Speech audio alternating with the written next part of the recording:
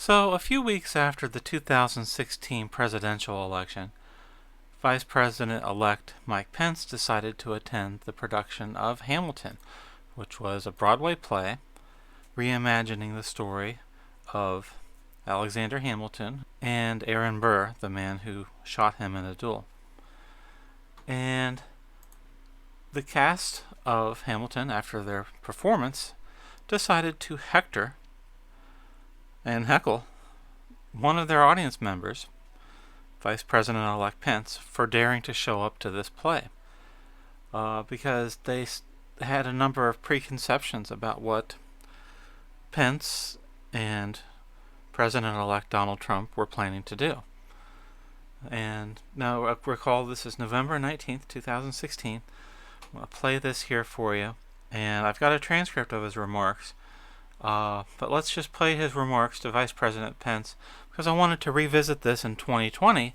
We've now had 4 years to see if any of the predictions or complaints of the Hamilton cast came true. Were their fears justified? Let's take a listen here to their rather unusual comments of singling out an audience member for criticism. We'll see whether it was deserved. We have a guest in the audience this evening. And Vice President-elect Pence, I see you walking up, and I hope you will hear us just a few more moments. There's nothing to move here, ladies and gentlemen. There's nothing to move here. We're all here sharing a story below. We have a message for you, sir. We hope that you will hear us out. And I encourage everybody to pull up your phones and tweet and post, because this message... Well, they don't allow phones anymore at performances, which is a good thing. Dave Chappelle locks those away. We, sir, we are the diverse America who are alarmed and anxious that Alarmed? the administration will not protect us. From what? Our children, our parents, or defend us and uphold our inalienable rights, sir. But we truly What rights are in danger from Pence and Trump? to uphold our American values and to work on behalf of all of us. When did they promise not to work on behalf of all Americans? Notice how he played to the crowd there.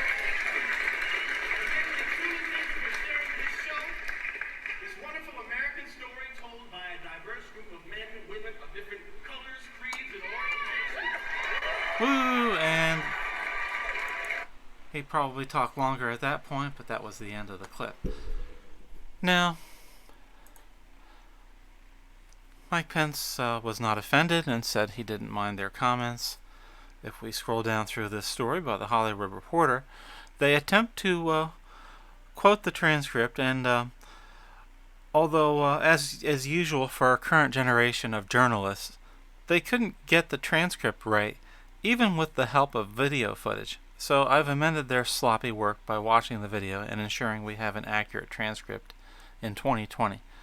But let's look down here. They called for donations to their charity, which is certainly fine. Looks here, Pence had requested permission to attend the performance. Wasn't that kind of him?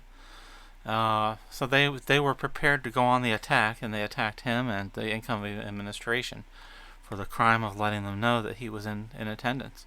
And these people were Democrat fundraisers, so I guess they felt the need to show that they would attack the winner of the 2016 presidential election rather than just let them peacefully attend the performance. They quote the cast here. This is not a normal time. This is not a normal election. This has not been a normal result. And you see here one of the effects of the campaign style of the Hillary Rodham campaign was she complained for weeks that Donald Trump was not going to accept the results of the election.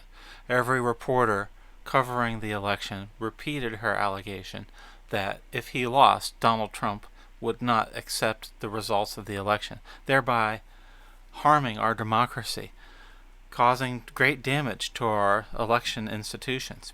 But of course, Hillary lost, and then the narrative immediately began that Trump had somehow stolen the election by being a Russian agent. And in fact, that was the narrative all the way up until January 2020, when the president was impeached for winning the 2016 presidential election. It's kind of hard to figure out what it is the cast of Hamilton was accusing Mike Pence of. If we go back here to the transcript, I'm going to read to you here precisely what they said. And again, the Hollywood Reporter dropping the ball on giving an accurate transcript. Now look here. Will Pence's mind be changed by the show? What precisely did Mike Pence need to change about the Trump administration's incoming policies that they were so angry about?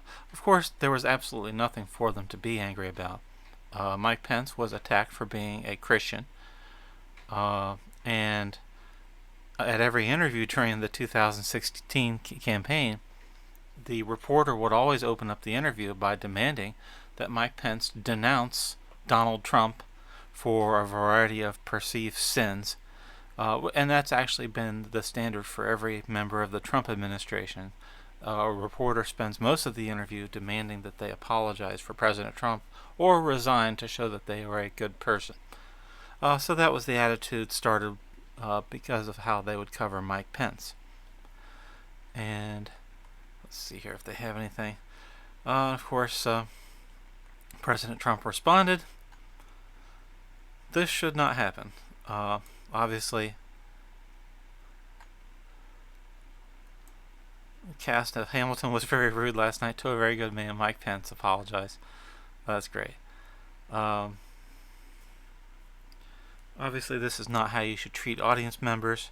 If the cast of Hamilton had made an attack like this on Barack Obama or Vice President Joe Biden, every member of that cast would have been blacklisted from ever working in theater or Hollywood again. They would have been chased out of the entire industry. But since all entertainment is now super partisan, they were not condemned for attacking an audience member. They were praised. Let's go back and review his complaints that he made to Vice President Pence. And he did attempt to mollify the audience, and he didn't want the audience to boo Vice President Pence. But clearly, it's incredibly antagonistic for a cast of a entertainment show to attack the winner of the 2016 presidential election. Quoting the Hollywood Reporter here, during Friday night's curtain call at the Richard Rodgers Theater, the Broadway cast addressed the presence of the Vice President-Elect, who was heavily booed by the audience upon entry. At the curtain call, Brandon Victor Dixon, who plays Aaron Burr, made this prepared speech for one of the audience members. That's my notes. And this is my amended transcript, since the Hollywood Reporter was too lazy to actually watch the video and give you a precise transcript. Quote, "You know, we had a guest in the audience this evening, and Vice President-Elect Pence. I see you walking out." Audience members boo. "But I hope you are here just a few more moments." There's nothing to boo here, ladies and gentlemen. There's nothing to boo here. We're all here sharing the story of love. But of course, the story of love apparently included telling the audience that Pence would be present, so they made sure he would get booed upon entry. Returning to his comments, "We have a message for you, sir. We hope that you will hear us out. And I encourage everybody to pull out your phones and tweet and post, because this message needs to be spread far and wide, okay?" Translation, what he's saying there is, I'm going to attack the winner of the 2016 presidential election, and I want you to all record this to show me attacking an audience member. Vice President-Elect Pence, we welcome you, and we truly thank you for joining us here at Hamilton, an American musical. We really do. Gets a little plug in there after telling everyone to record and tweet this. "We, sir, we are the diverse America, who are alarmed and anxious that your new administration will not protect us, our planet, our children, our parents, or defend us and uphold our inalienable rights, sir. But we truly hope this show has inspired you to uphold our American values and to work on behalf of all of us." Then he plays to the crowd, "All of us." So in this paragraph here, he's going off the campaign statements by the Democratic Party, the Democratic candidate Hillary Rodham Clinton, and the news media, which leaned heavily towards actively campaigning for Hillary Clinton in the 2016 election, which would actually be considered collusion.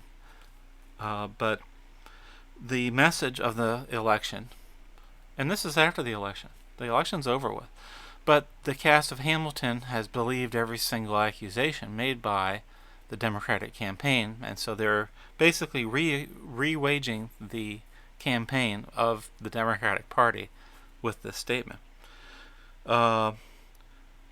He said the new administration will not protect us, our planet, our children, our parents, or defend us and uphold our inalienable rights, sir.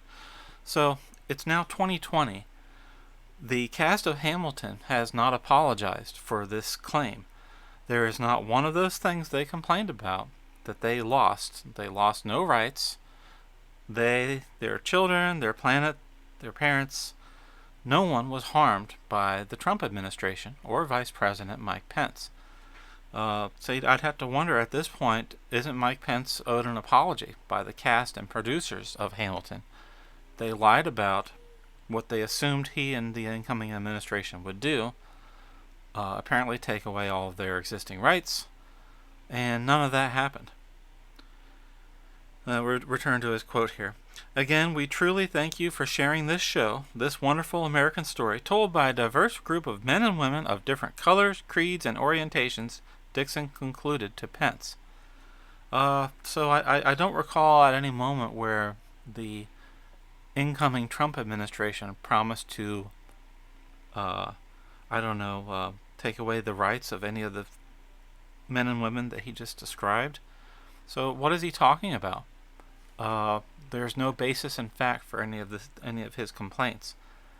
So I think this will be a good opportunity for those cast members of this play to do as the president advised them, to acknowledge that they were very rude to Mike Pence, who asked permission to show up. They should apologize, precisely as the president said nearly 4 years ago. And the antics of the Democratic left in 2020 are actually precisely in line with the fears of the Hamilton cast. Look at the rioting, the looting, the burning, the destruction of public property, the removal of your rights in Democrat-controlled big cities, Democrat-controlled states.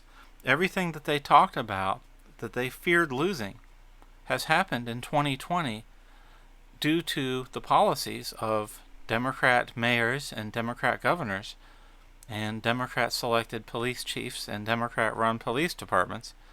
The complaints they have here are on display with the rioting and looting and burning of Democrat mobs enacting what the Hamilton cast accused Mike Pence of wanting to do. Mike Pence didn't loot or burn anything. He didn't take anyone's rights away. And yet we saw here with the 2020 riots, Democrat activists doing exactly what the Hamilton cast accused President Trump and Vice President Pence of planning to do once in office. It's 4 years later, and everything the Hamilton cast said is a proven lie. Thank you.